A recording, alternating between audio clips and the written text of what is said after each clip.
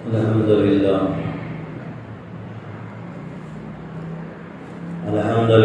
نحمده ونستعينه ونستغفره ونؤمن به ونتوكل عليه ونعوذ بالله من شرور أنفسنا ومن سيئات أعمالنا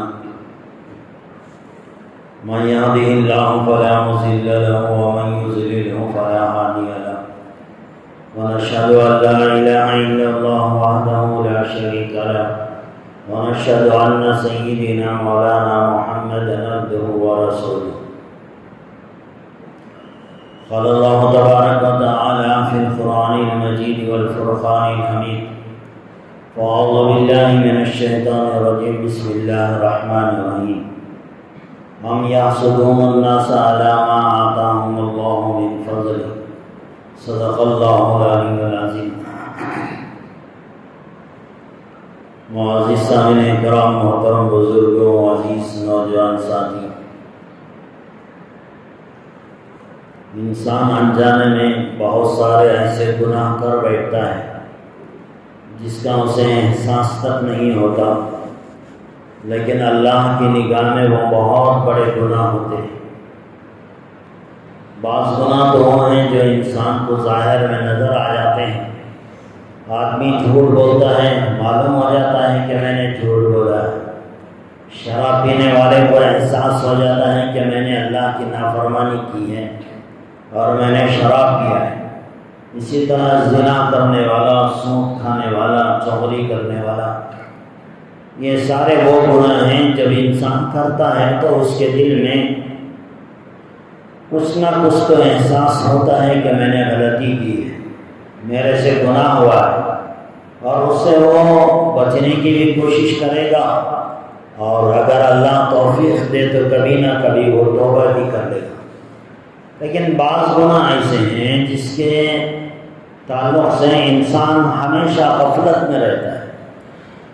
گناہ کرنے والے کو خود پتہ نہیں ہوتا کہ میرے سے کتنا بڑا گناہ ہو رہا ہے، حالانکہ وہ بہت بڑے گناہ میں مبتلا ہوتا رہتا ہے۔ اسی طرح گزشتہ 2 جمعہ سے میں نے آپ حضرات کے سامنے کچھ ایسے ہی گناہوں کا تذکرہ کیا ہے جو انسان کو دیکھنے میں نظر تو نہیں آتے، لیکن گناہ بہت بڑے گناہ ہیں، بہت بڑے گناہ۔ ایسے ہی ایک گناہ کا تذکرہ آج میں آپ حضرات کے سامنے کرنے جا رہا ہوں۔ آج جس گناہ کی بات میں آپ کے سامنے کرنے جا رہا ہوں، یہ گناہ بھی انسان کو دکھائی نہیں دیتا، ظاہر میں نہ سامنے والے کو پتہ چلتا ہے اور نہ کبھی کبھی خود کرنے والے کو پتہ چلتا ہے کہ میں کتنا بڑا گناہ کر رہا ہوں۔ اندر ہی اندر انسان گنہگار ہوتا چلا جاتا ہے۔ انسان کو تب پتہ چلتا ہے جب آخرت میں اس کی نیکیوں کو توڑا جائے گا، گناہوں کو توڑا جائے گا، تو وہ دیکھے گا کہ اس کے نام اعمال میں کتنے بڑے بڑے گناہ لکھے گئے اور کتنی بڑی بڑی نیکیاں اس کے نام اعمال سے غائب کر دی گئی ہیں۔ تو اسے وہاں جانے کے بعد احساس ہوگا کہ میں انجانے میں کتنے بڑے گناہوں میں مبتلا ہو گیا تھا۔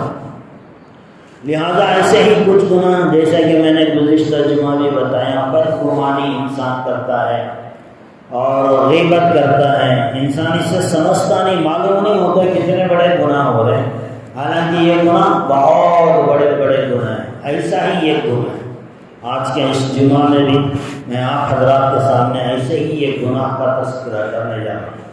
لیکن اس گناہ کا تذکرہ کرنے سے پہلے کچھ باتیں آپ سے عرض کر دوں۔ اللہ تبارک و تعالیٰ نے اس کائنات کو بنایا اور اس کائنات کے اندر اللہ نے انسانوں کو الگ الگ نہج پر پیدا کیا۔ سارے دنیا کے انسانوں کو ایک لیول پر، ایک پوزیشن پر اللہ نے پیدا نہیں کیا۔ ہر انسان کو اللہ نے الگ مقام دیا، الگ مرتبہ دیا، الگ دولت دی، الگ رہن سہن عطا فرمایا، الگ سوچ عطا فرمائی۔ دنیا کا نظام ایسے ہی چلتا ہے کہ اللہ نے غریب بھی بنایا، مالدار بھی بنایا، مڈل کلاس کا انسان بھی بنایا، خوبصورت بھی بنایا، بدصورت بھی بنایا، درمیانی کلر کا بھی بنایا۔ اس طرح دنیا کے اندر الگ الگ کیٹیگری کے لوگوں کو اللہ تبارک و تعالیٰ نے پیدا فرمایا۔ اس لیے پیدا فرمایا تاکہ یہ دنیا کا نظام چل سکے۔ ساری دنیا کے انسان ایک ہی کلر کے ہو جائے، ساری دنیا کے انسانوں کے آنکھ، ناک، کان، شکل و صورت اللہ سب کی ایک بنا دے، دنیا کا نظام نہیں چلے گا، ایک دوسرے کی پہچان ختم ہو جائے گی، سب کی آنکھ ناک وہی ہیں، سب کے چہرے وہی ہیں، ساری دنیا کا کلر ایک ہی ہے، سارے دنیا کے انسان ایک ہی ایک شکل میں نظر آئے، دنیا کا نظام نہیں چلے گا، پہچان ہونا مشکل ہو جائے گی، کون کس کی بیوی ہے اور کون سی عورت کا کون شوہر ہے، کون کس کا بھائی ہے، کون کس کی بہن ہے، یہ نظام درہم برہم ہو جائے گا۔ اللہ تبارک و تعالیٰ نے لوگوں کی پہچان بنانے کے لیے الگ الگ قبائل بنائے، الگ الگ شکلیں بنائی، الگ الگ صورتیں بنائی، الگ الگ کلر بنائے، الگ الگ خط بنایا، کسی کا چھوٹا خط، کسی کا درمیانی، کسی کا اونچا خط، یہ سارا نظام دنیا چلانے کے لیے ضروری تھا۔ اللہ نے انسانوں کے اندر اس طرح نظام بنایا، اور اگر ساری دنیا میں سارے انسانوں کو اللہ مالدار بنا دے، ہر انسان کے پاس مال، ہر انسان کے پاس گاڑی، ہر انسان کے پاس بنگلہ، ہر انسان مالک، اس طرح اگر ساری دنیا مالدار ہی مالداروں سے بھر جائے، دنیا کا نظام نہیں چلے گا، دنیا کا نظام نہیں چلے گا، کوئی کام کرنے والا آپ کو نہیں ملے گا، ہر آدمی سوکار، ہر آدمی مالدار، ہر آدمی اپنے لیول کا آدمی ہو جائے تو نہ آپ کے کپڑے سینے والا کوئی ملے گا، نہ کپڑے بیچنے والا کوئی ملے گا، نہ آپ کے گھر کے اندر کوئی چیز خراب ہو جائے تو ریپیئرنگ کرنے والا ملے گا، نہ آپ کو کوئی ٹیکسی ڈرائیور ملے گا، نہ آپ کو کوئی آٹو ڈرائیور ملے گا، پھل فروٹ لے کر آپ کی گلیوں میں بیچنے والے نظر نہیں آئیں گے، اس لیے کہ سب کے پاس مال ہوگا، سب دولت مند ہو جائیں گے، تو دنیا میں انسان کی ضرورتوں کو پورا کرنے کا نظام ختم ہو جائے گا۔ یہ اللہ کی حکمتیں ہیں، اللہ کی دین ہے، اللہ جسے چاہتا ہے وہ چیزیں دے کر دنیا میں بھیج دیا ہے۔ اب یہ جو تقسیم ہوئی ہے یہ اللہ کی طرف سے ہوئی ہے، مالدار بننے والا وہ اللہ کی طرف سے بنا ہے، غریب بنا ہوا ہے وہ اللہ کی طرف سے بنایا ہوا ہے، مڈل کلاس میں متوسط درجے میں کوئی انسان ہے وہ اللہ کا بنایا ہوا ہے، کوئی کالا ہے اللہ نے بنایا، کوئی گورا ہے اللہ نے بنایا، کوئی لمبا ہے اللہ نے بنایا، کوئی گڈھا ہے اللہ نے بنایا، ساری دنیا کے نظام کو اللہ تبارک و تعالیٰ نے اپنی مرضی سے بنایا۔ اب جب ساری چیزیں اللہ نے طے کر دی ہیں، اللہ نے بنا دی ہیں، کسی کو کسی چیز کے کم ہونے کا احساس نہیں ہونا چاہیے۔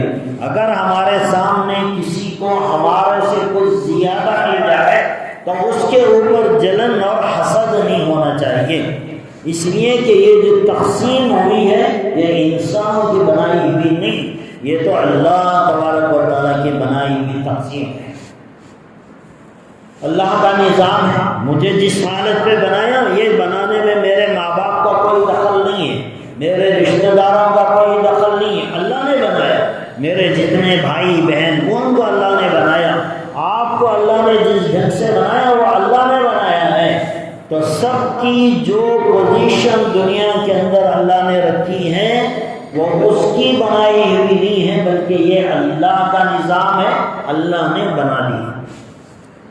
جب ساری چیزیں اللہ نے تقسیم کی ہیں، اللہ نے ڈیوائڈ کیا ہے، اللہ ہی کا بنایا ہوا نظام ہے، تو پھر اپنے پاس اگر کوئی چیز نہیں ہے تو اس پہ افسوس کرنے کی ضرورت نہیں، اور اگر ہمارے سے زیادہ کسی اور کے پاس نعمتیں آپ کو دکھائی دے رہی ہیں تو اس کے اوپر جلن کرنا، حسد کرنا، افسوس کرنا، اس کی بھی اسلام نے اجازت نہیں دی۔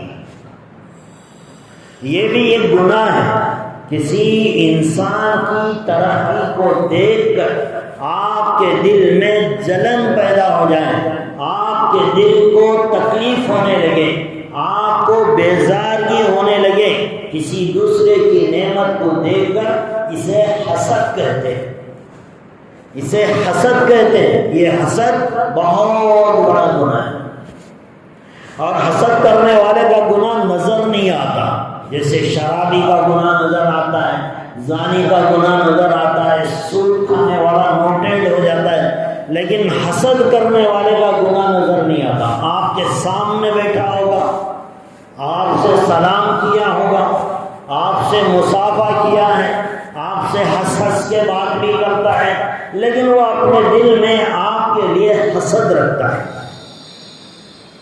اللہ تبارک و تعالیٰ فرمائے ساری دنیا میں جسے جو کچھ ملا وہ ہم نے دیا ہے، لہذا کسی کو کوئی حق نہیں بنتا کہ وہ دوسرے کی کسی نعمت کو دیکھ کر اپنے دل میں جلن پیدا کرے، حسد پیدا کرے۔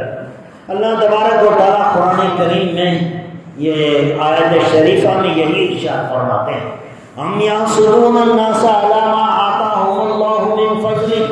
اللہ تبارک و تعالیٰ پوچھ رہے ہیں جس کسی چیز کو، کسی انسان کو میں نے اپنے فضل سے کوئی چیز دے دی ہے تو تم لوگوں کو اس پر حسد کرنے کی ضرورت کیا ہے؟ ام یحسدون الناس علی ما آتاہم اللہ من فضلہ، اگر اللہ کسی کو اپنے فضل سے کوئی چیز دے دے گا تو پھر تمہیں اختیار نہیں ہے کہ تم اس کے بارے میں حسد کرو۔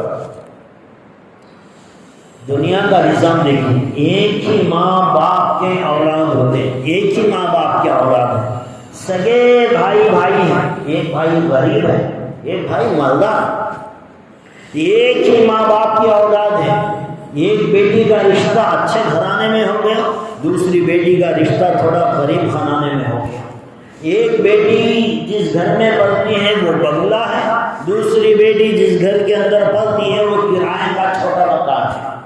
یہ سب اللہ نے بنائے، ایک ہی ماں باپ کی اولاد، کوئی غریب ہے، کوئی مالدار ہے، کوئی اچھا جی رہا ہے، کوئی پریشانی کی حالت میں زندگی گزار رہا ہے، اس کے اندر سب اللہ کا نظام ہے۔ اللہ نے کہا جس حالت پہ میں نے تمہیں رکھا ہے اس حالت پہ خوش رہنا، دوسرے کی ترقی، دوسرے کی اچھائی کو دیکھ کر اپنے دل میں جلن پیدا کر لینا، دل کو تکلیف ہونا، اس کا نام حسد ہے۔ اچھا اگر یہ حسد ہمارے دل میں آ گیا تو یہ کرے گا کیا؟ اس سے نقصان کیا ہوتا ہے؟ آپ نے شراب کے گناہ کا پڑھا، زنا کے گناہ کا پڑھا، سود کھانے والے کا پڑھا کہ یہ گناہ کریں گے تو یہ سزا ملے گی، اس سے یہ نقصان ہوگا۔ حسد، دل میں جلن پیدا ہو گئی، حسد آ گیا۔ ایک سامنے رشتہ دار ہے، اسے دیکھ کر دل میں تکلیف ہوتی ہے کہ اسے کیوں ملا، یہ پوزیشن اسے کیوں ملی، اسے یہ مقام کیوں ملا، اسے دیکھ کر جب دل میں درد پیدا ہوتا ہے، جلن پیدا ہوتا ہے، یہ حسد ہے۔ اور حسد کتنا بڑا گناہ ہے، اللہ کے رسول صلی اللہ علیہ وسلم نے ارشاد فرمایا، اللہ کے رسول صلی اللہ علیہ وسلم نے ارشاد فرمایا، حسد انسان کی نیکیوں کو ایسے جلا کر راکھ کر دے گا جیسے آگ سوکھی لکڑی کو جلا کر راکھ کر دے گا۔ ایک طرف انسان نیکیاں کر رہا ہے، نمازیں پڑھ رہا ہے، روزے رکھ رہا ہے، حج کر رہا ہے، عمرے پہ عمرہ ادا کر رہا ہے، صدقہ اور خیرات کر رہا ہے، ذکر و اذکار کر رہا ہے، قرآن کریم کی تلاوت کر رہا ہے، ساری نیکیاں ایک طرف کر رہا ہے، دوسری طرف کسی انسان کو دیکھ کر جلتا ہے، اپنے دل میں حسد پیدا کرتا ہے، تو یہ حسد اس کی اس ساری نیکیوں کو جلا کے راکھ کر دے گی۔ اللہ کے رسول صلی اللہ علیہ وسلم نے صرف یہ نہیں کہا کہ حسد کرنے والے کی نیکیاں جل جائیں گی، ایسا نہیں کہا، بلکہ اللہ کے رسول صلی اللہ علیہ وسلم نے مثال دی، فرمایا اس کی نیکیاں ایسے ختم ہو جائیں گی جیسے آگ سوکھی لکڑی کو جلا کر راکھ کرتی ہے۔ آگ ویسے تو ہر چیز کو جلاتی ہے، صرف لکڑی کا نام لے لیا جاتا بس کافی تھا، آگ میں تو لکڑی فوراً جل جاتی ہے، لیکن اللہ کے رسول صلی اللہ علیہ وسلم نے فرمایا حسد کرنے والے کی نیکیاں ایسے ختم ہو جاتی ہیں جیسے آگ سوکھی لکڑی کو جلاتی ہے۔ سوکھی لکڑی تو بہت جلد جل جاتی ہے، بہت جلد راکھ بن جاتی ہے، تھوڑی سی آگ لگی جل کر راکھ ہو گیا۔ اللہ کے رسول صلی اللہ علیہ وسلم نے فرمایا دل میں پڑنے والا حسد، دوسرے کی ترقی کو دیکھ کر جلنا یہ انسان کی ساری نیکیوں کو جلا کر راکھ کر دے گا۔ آخرت میں دیکھے گا وہ نام اعمال میں اس کا حج بھی نہیں ہے، اس کے عمرے بھی نہیں ہیں، اس کا صدقہ خیرات بھی نہیں ہے، اس کے ذکر و اذکار بھی نہیں ہے۔ کتنی نیکیاں میں نے دنیا میں کیا تھا، وہ ساری نیکیاں میرے دفتر میں کیوں نہیں ہیں؟ اللہ تعالیٰ کہیں گے دنیا میں تو نے فلاں آدمی کے بارے میں حسد کیا تھا، جلن پیدا کیا تھا، تیرے دل میں جلسی پیدا ہوئی تھی، وہ جلسی تیرے تمام نیک اعمال کو جلا کر ختم کر دے۔ گناہ دکھائی نہیں دیتا، گناہ دکھائی نہیں دیتا، دل میں رہتا ہے، دل میں کسی کو خبر نہیں ہوتی، لیکن اتنا بڑا گناہ کہ انسان کی ساری نیکیاں ختم ہو جاتی ہیں۔ اور یہ حسد ایسا نہیں ہے کہ صرف دنیا داروں میں رہے گا، ایسا نہیں، یہ تو دین داروں میں بھی رہتا ہے، پرہیزگار انسانوں میں رہتا ہے، نمازی، دیندار اور ذکر و اذکار کرنے والے، دیکھنے میں نظر تو آتا ہے کہ بڑا دیندار انسان ہے، ایسے انسانوں میں بھی یہ حسد پایا جاتا ہے۔ بہت مہلک بیماری، بہت خطرناک گناہ، ایسا گناہ کوئی اس سے نہیں بچ پاتا، بہت مشکل ہے اس گناہ سے انسان کا بچ جانا۔ دیندار لوگ آپس میں حسد کرتے ہیں، دینداری میں بھی، دنیا دار بھی حسد کرتے ہیں، دیندار بھی اس سے بچے نہیں۔ ہر دیندار انسان بھی اس کے اندر ملوث ہوتا ہوا آپ کو دکھائی دے گا۔ یہ حسد انسان کو اتنے خطرناک مرحلے پہ لے جا کر کھڑا کرتا ہے جس کی کوئی انتہا نہیں۔ ایک دو مثالیں میں آپ کو دوں تاکہ بات اچھی طرح آپ کو سمجھ میں آ جائے کہ یہ حسد انسان کو کہاں سے اٹھا کر کہاں لے جاتا ہے۔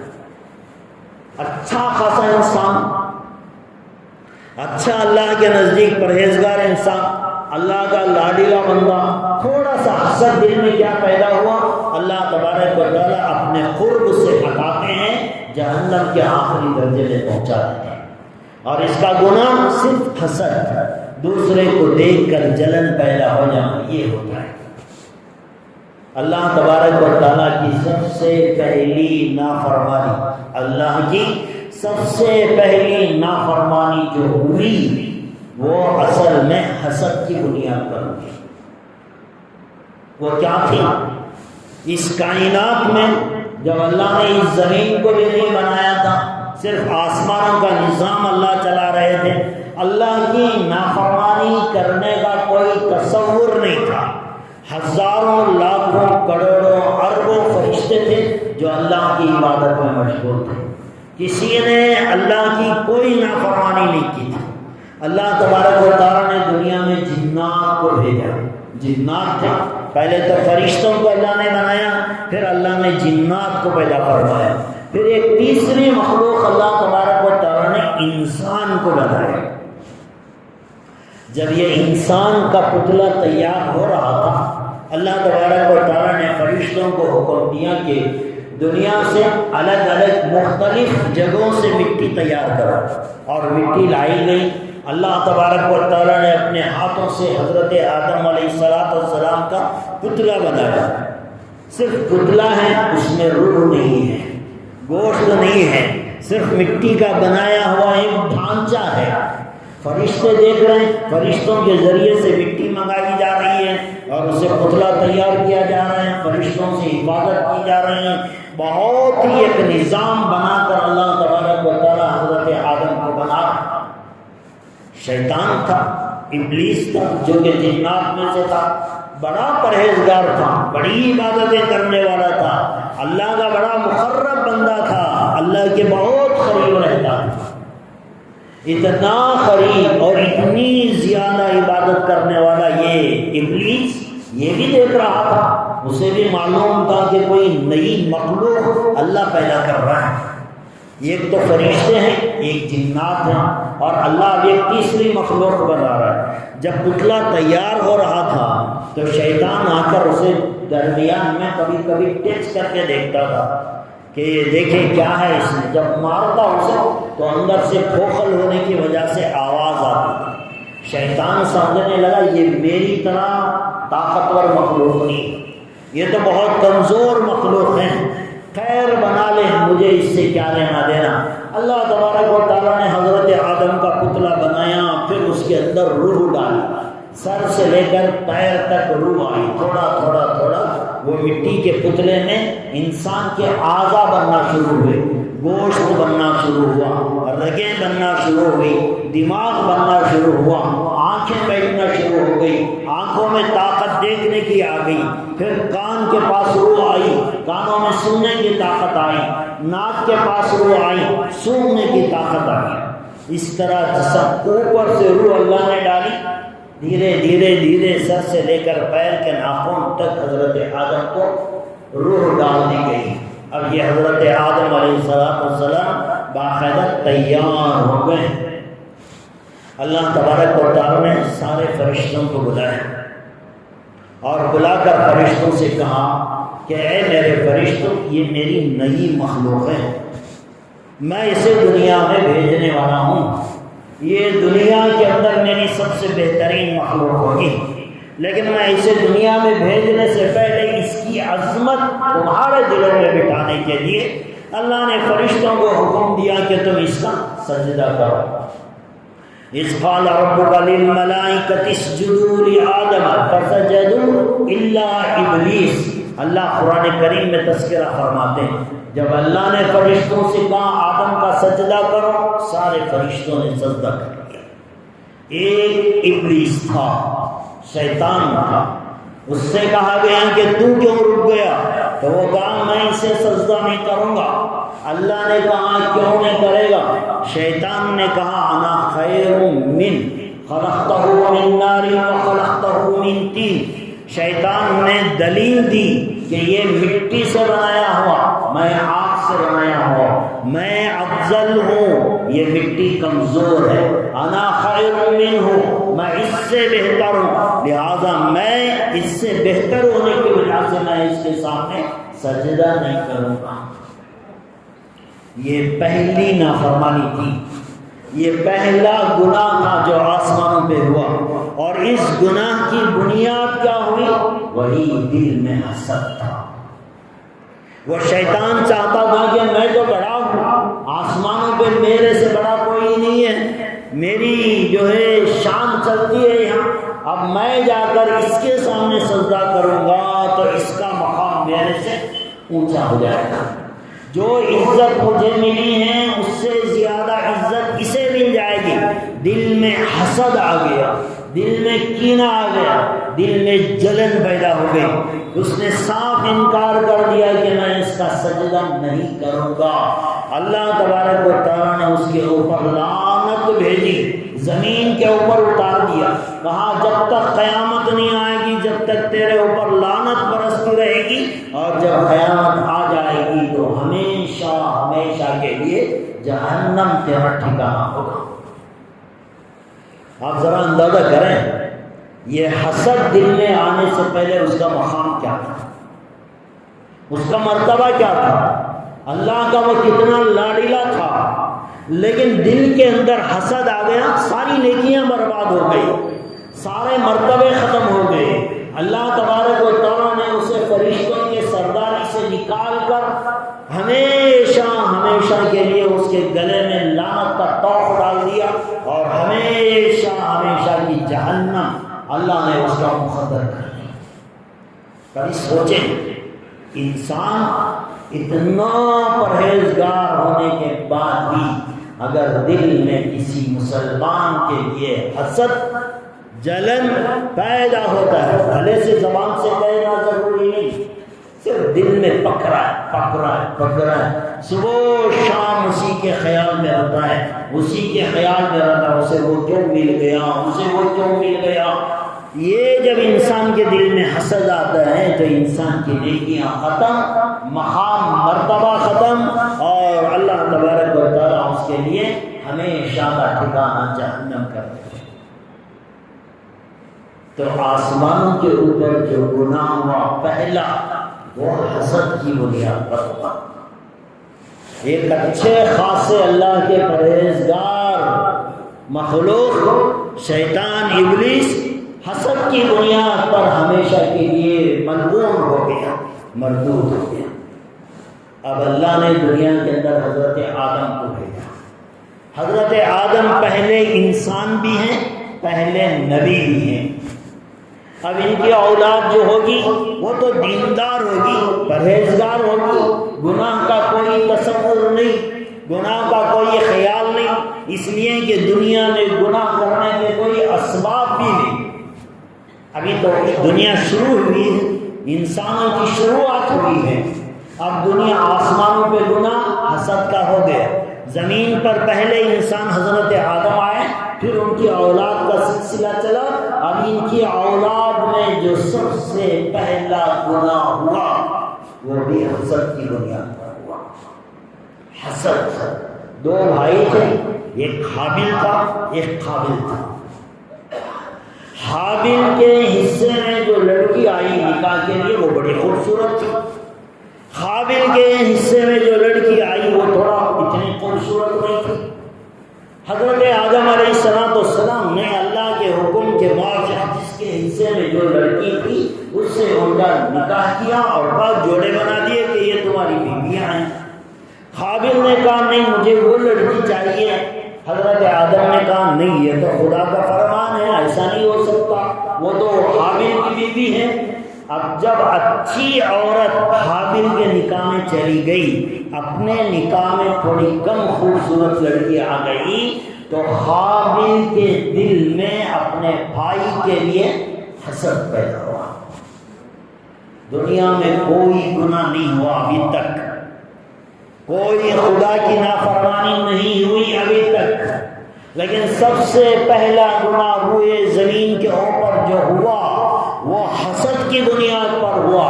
ایک سگے بھائی نے اپنے سگے بھائی سے حسد کیا اور اس نے قابل نے اپنے بھائی حابل سے کہا کہ میرے بیوی سے زیادہ اچھی بیوی تو تجھے ملی ہے، یہ میرے سے برداشت نہیں ہوگا، اور اس نے صاف کہہ دیا کہ میں تجھے ایک دن قتل کر دوں گا۔ اور وقت آیا قابل نے حابل کا قتل کر دیا، سر پھوڑ دیا اس کا۔ یہ دنیا کا سب سے پہلا گناہ ہوئے زمین پر، دنیا کا سب سے پہلا قتل جو دنیا میں ہوا ہے وہ حسد کی بنیاد پر ہوا ہے، جلن کی بنیاد پر ہوا ہے۔ دوسرے کی ترقی کو دیکھ کر اپنے دل میں کڑن پیدا ہو جانا یہ حسد ہے۔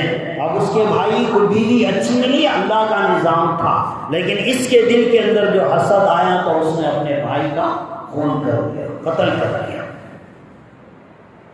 اب جیسے ہی یہ قتل ہوا دنیا کا، اللہ کے رسول صلی اللہ علیہ وسلم نے فرمایا دنیا کا یہ پہلا قتل ہے، اب اس کی سزا کیا ہوگی؟ فرمایا قیامت تک جتنے قتل ہوں گے، قیامت تک جتنے قتل ہوں گے، قاتلوں کو جو سزا دی جائے گی اس کا ایک حصہ قابل کے نام اعمال میں بھی لکھا جائے گا، اس لیے کہ اس نے دنیا میں سب سے پہلا قتل کیا، اس نے دنیا میں سب سے پہلا قتل کیا، لہذا قیامت تک کے جتنے قتل ہوں گے ان ساروں کا ایک حصہ گناہ اس کے نام اعمال میں لکھا جائے گا۔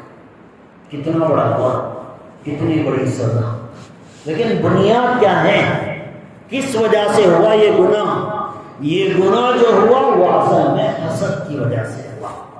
دل میں پیدا ہونے والی جلن، دل میں پیدا ہونے والا کڑن، دوسرے کی نعمت کو دیکھ کر اپنے اندر جلنا، یہ حسد کہتے ہیں۔ یہ انسان کے اندر جب پیدا ہو جاتا ہے کبھی زندگی میں سکون نہیں پاتا ایسا انسان جس کے دل میں حسد پیدا ہو جائے۔ اب یہ دنیا کے اندر یہ حسد آیا، اللہ کے رسول صلی اللہ علیہ وسلم کے دنیا میں آنے سے پہلے ایک اور حسد کا بہت بڑا گناہ ہوا۔ حضرت یعقوب علیہ السلام کی دو بیویاں تھیں، ایک بیوی سے 10 بچے تھے، دوسری بیوی سے 2 بچے تھے۔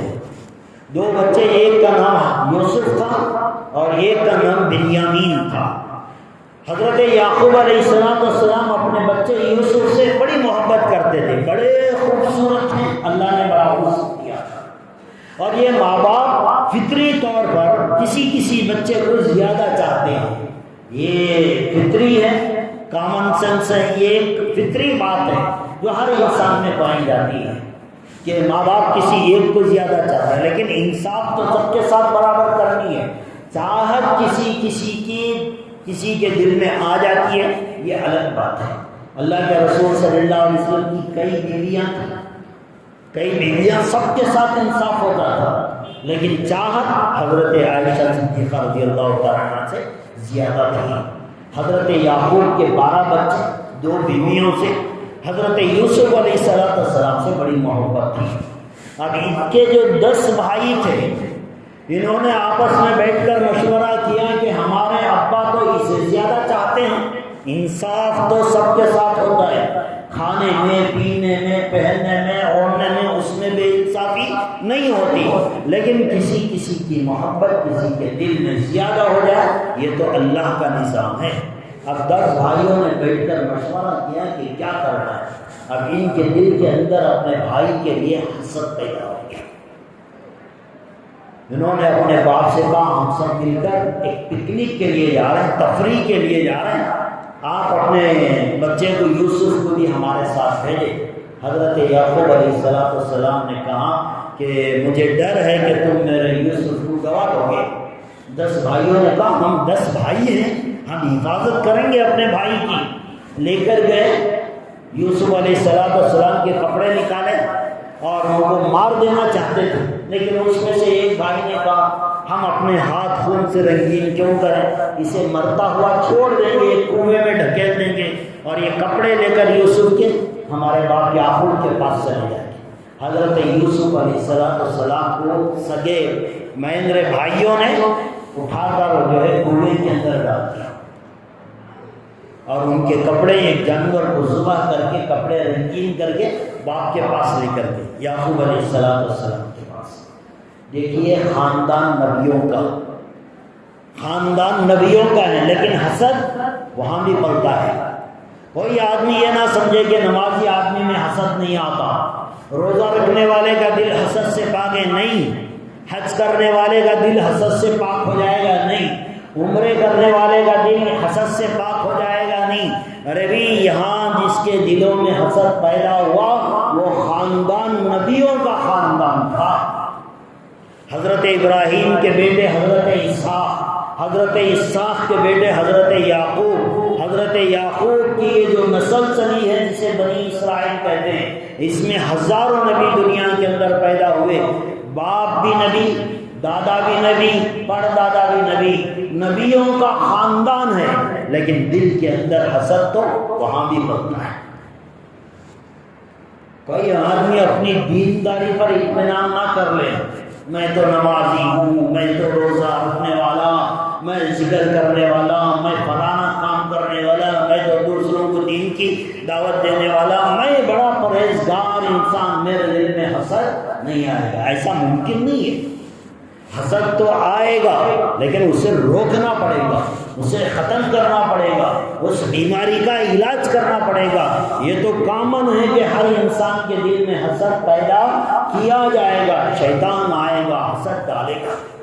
اب 10 بھائی مل کر حضرت یوسف علیہ السلام کو کنویں پہ پھینک دیا۔ یہ اللہ کا نظام تھا، اللہ نے ان کو بچایا، پھر مصر کا بادشاہ بنایا، وقت کا نبی اللہ تبارک و تعالیٰ نے بنایا۔ پھر ایک زمانہ آیا کہ یہی 10 بھائی کھانے کے لیے محتاج ہو گئے، اور پھر یہی 10 بھائی کھانے کے محتاج بن کر اپنے بھائی حضرت یوسف کے پاس آئے بھیک مانگنے کے لیے۔ اللہ کا نظام تھا۔ اللہ بتانا چاہ رہا ہے اگر تمہارے دل میں کسی کے لیے حسد آ جائے تو تمہارے حسد کرنے سے اس کی نعمت کو اللہ نہیں چھینے گا۔ ایک آدمی کو اللہ نے بہت دے دیا، اب میں یہاں بیٹھ کر جل رہا ہوں، کیوں مل رہا ہے، سے اتنا مال کیوں مل گیا، گھر کیوں خاص ہو گیا، گاڑی کیوں اس کے پاس آ گئی، یہ کیوں مل گیا، لوگ اس کی اتنی عزت کیوں کرتے ہیں۔ یہ اگر میں سوچنے لگوں تو میری سوچ کی وجہ سے اللہ اسے ذلیل نہیں کریں گے، اس کے مال کو نہیں چھینیں گے، وہ تو اللہ کا فضل ہے، اللہ جسے چاہتے ہیں دیتے ہیں۔ ذالک فضل اللہ یؤتیہ من یشاء، یہ تو اللہ کا فضل ہے، اللہ جسے چاہتے ہیں نوازتے ہیں۔ وہ ہمارے حسد حسد کرنے کی وجہ سے اللہ اس کی نعمت کو نہیں چھینے گی۔ تو جب ہمارے حسد کی وجہ سے اللہ کسی کی نعمت کو نہیں چھینیں گے تو پھر اس کے بارے میں حسد کرنے کا فائدہ کیا ہے؟ ہمارا ہی نقصان ہے۔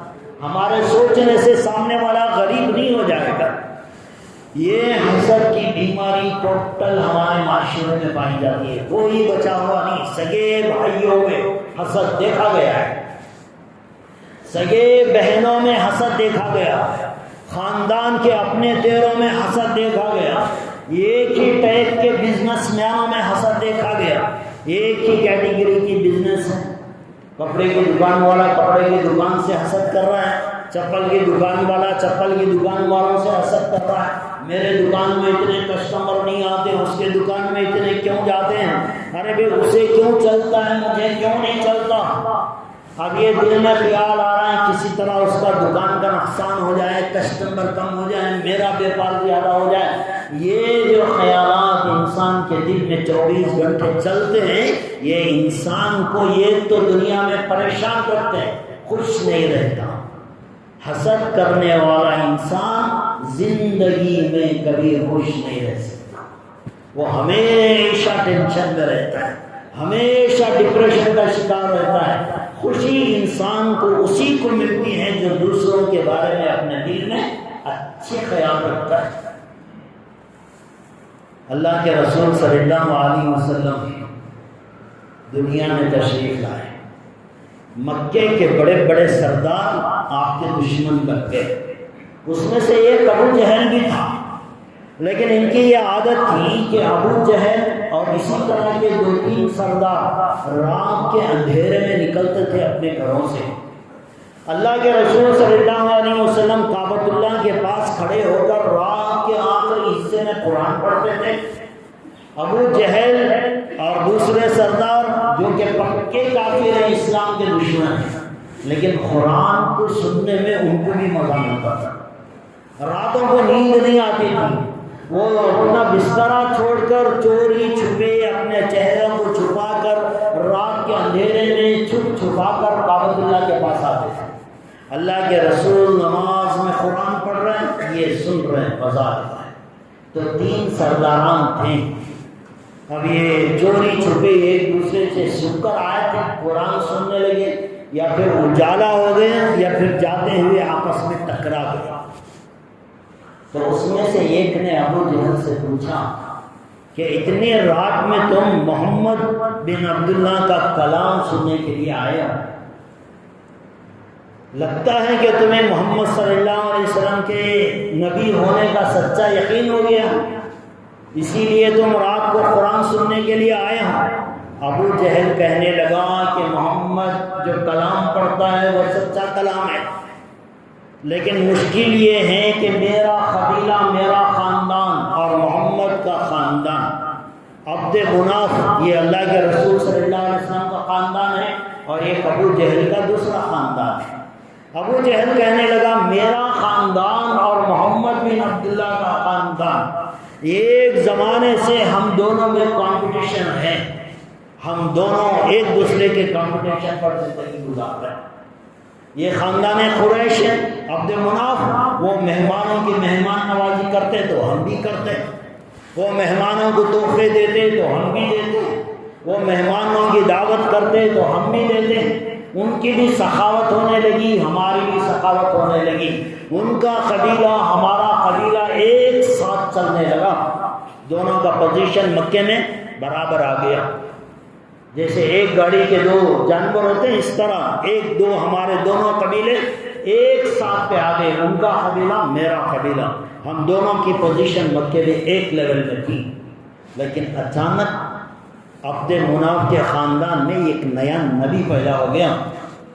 اب یہ نبی پیدا ہونے کی وجہ سے اس خاندان کو عزت اور شرافت مل گئی۔ اب میرے خاندان میں کوئی نبی میں کہاں سے لاؤں؟ یہاں تو نبی نہیں آ رہا ہے، نبی ان کے پاس آ گیا، ان کی شرف، ان کی بزرگی، ان کا مقام میرے قبیلے سے زیادہ اونچا ہو گیا، تو ان کی پوزیشن کی وجہ سے میرے دل کے اندر حسد ہے، جلن ہے، جس کی وجہ سے میں ان سے دشمنی کرتا ہوں۔ ابو جہل بہت سمجھدار انسان تھا۔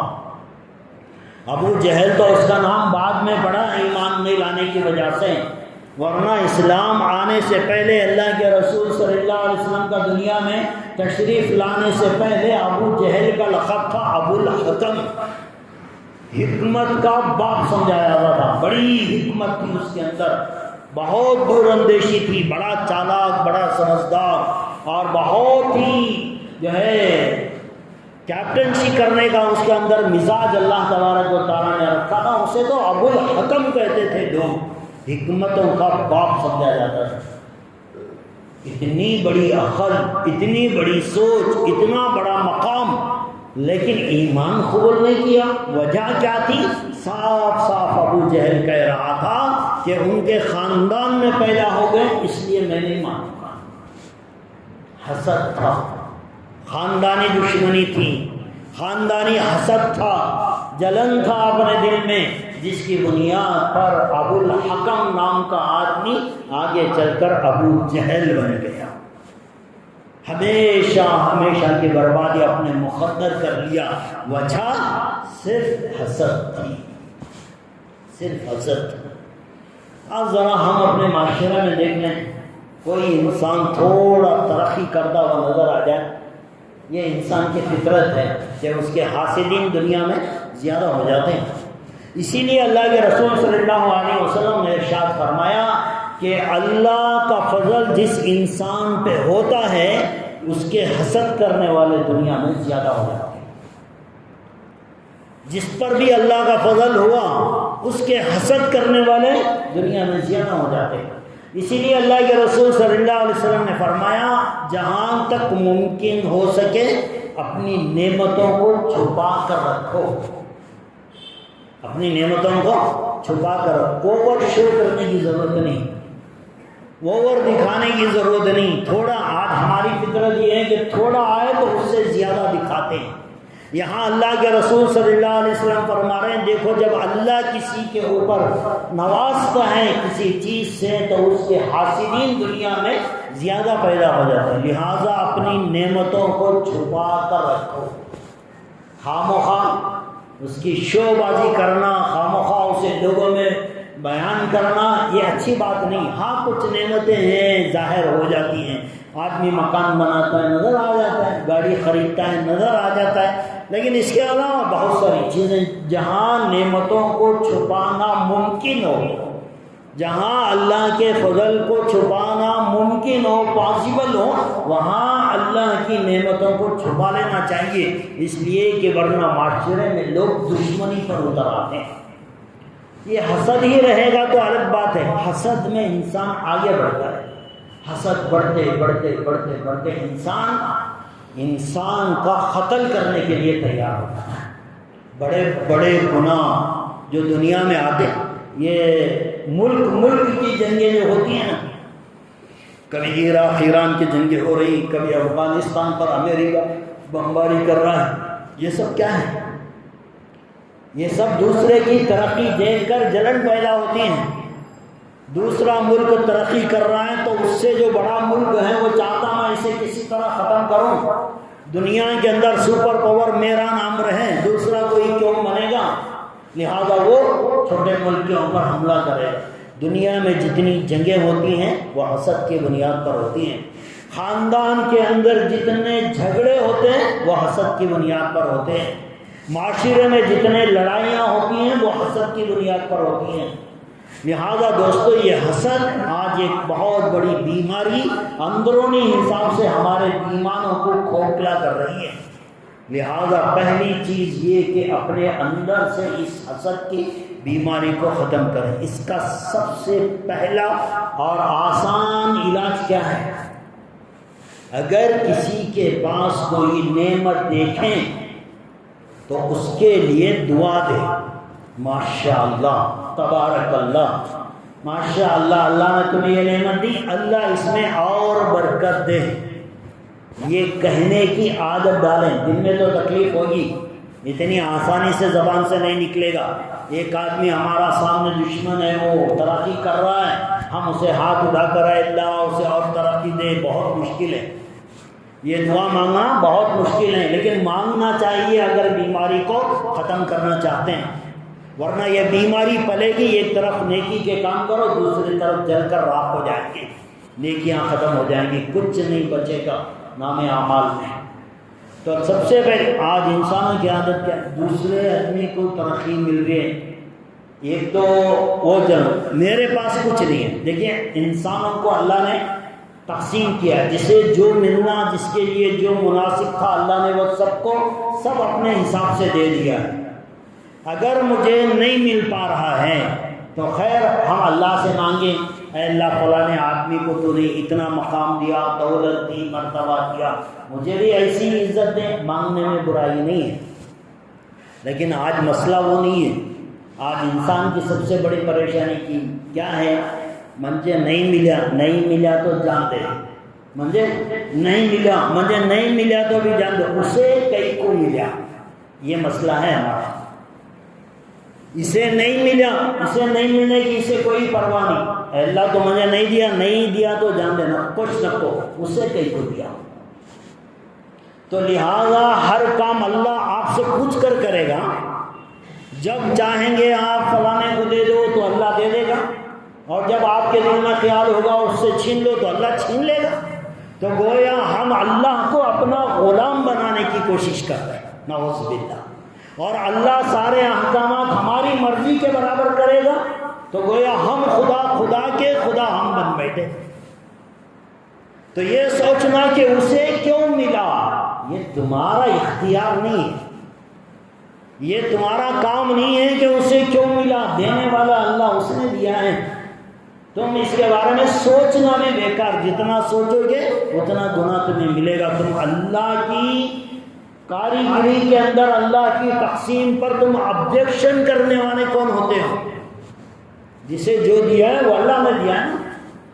آج سگا بھائی کا دشمن، حسد کی وجہ سے بہنوں میں نا اتفاقی، خاندان، ماں بچوں میں جلن ہے، ماں باپ اور اولاد کے اندر جلن ہے، یہاں بھی حسد کو دیکھا گیا، خاندان لڑائی جھگڑوں میں پٹتے ہوئے جا رہے ہیں، یہ سب حسد کی بنیاد ہے۔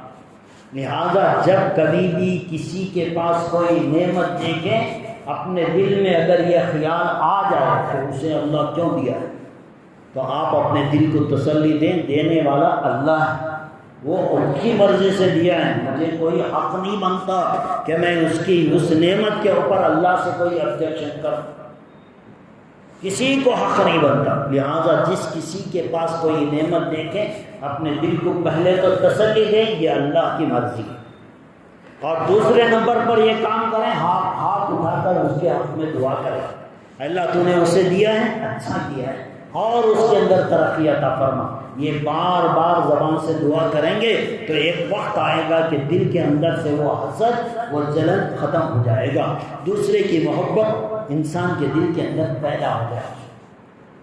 یہ انسان نہیں۔ اب آپ زمانہ دیکھیں، ہر جماعتیں، ہر کمیٹیوں کے اندر، ہر ایک چیز، جہاں بھی جو ہے سوشل ورک ہوتا ہے، جہاں بھی کچھ خیر کا کام ہوتا ہے، اس کے بھی بہت سارے حاسدین دنیا کے اندر پیدا ہو جاتے ہیں، بھئی ان کا وہ نام کیوں ہو رہا ہے، ان کو وہ عزت کیوں مل رہی ہے، اب ان کے دلوں کے اندر جلن، حسد پیدا ہوتا ہے۔